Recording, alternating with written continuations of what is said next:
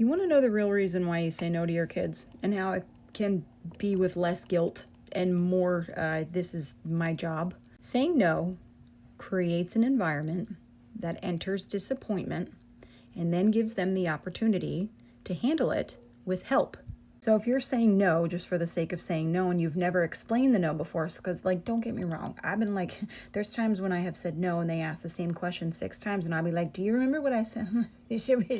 I don't ever say because I said so. It's just not aligned with who I am. But I have said, we talked about this. This is a no, and you know why. Tell me why this is a no.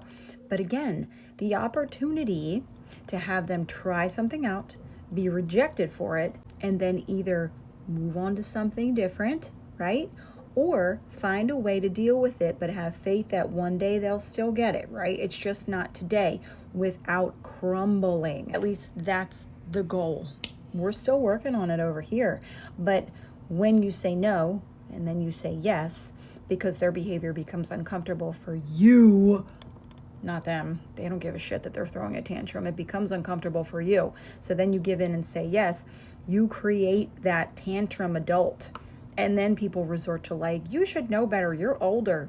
Sorry, Charlie. If you don't deal with that stuff when they're 6 and 7 and all of the ages, they don't just get older and understand. They think that everybody's going to give in because mama did it. And if you don't do it, you're not as good as my mama, because my mama would have given it to me, which is great if you want them to live in your basement your whole life. But